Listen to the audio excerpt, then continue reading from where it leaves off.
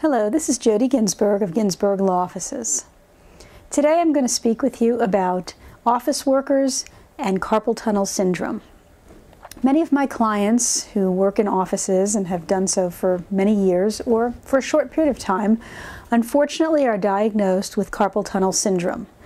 It's basically pain in your hands and wrists. Sometimes it actually travels up to the forearm, which is cubital tunnel syndrome.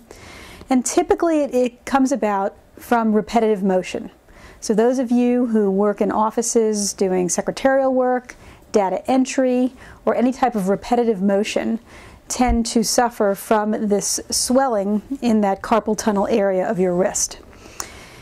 What we find in many cases is that you are unaware that this is the reason why your wrists are hurting you, your hands are numb, or you wake up in the middle of the night with your hands asleep.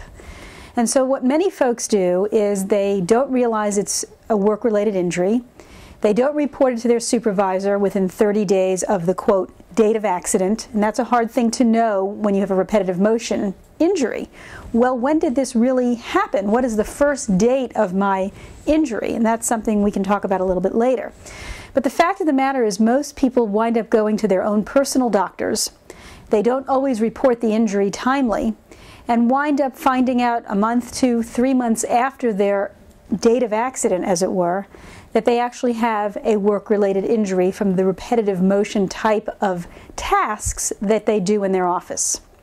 My suggestion to you is, in order to timely report your injury, that when you do feel the symptoms such as pain in your wrists, numbness and tingling in your fingers, pain in your forearm area, waking up in the middle of the night with hands that are asleep, that you do immediately realize this is probably from your work if you are doing that type of repetitive motion task, and that you immediately report it to your supervisor, and that you request medical attention under workers' compensation.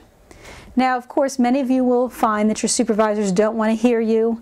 They don't want to acknowledge that perhaps your injury could come from the repetitive tasks that you do in the office. But you need to insist, and you need to know exactly when this occurred.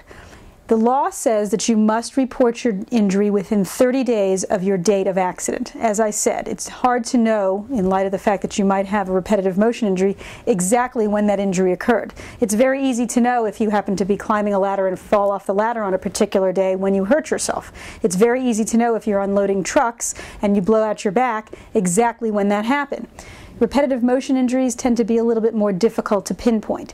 So my suggestion is, on the first moment that you realize you have these types of symptoms, report it to your supervisor, insist that you get medical care under workers' compensation, and try not to see your own personal doctor and create a path that you're going to have to undo later on, where we have to then go back and create this workers' compensation injury and make sure that indeed it was reported timely and that it will be acknowledged under workers' compensation.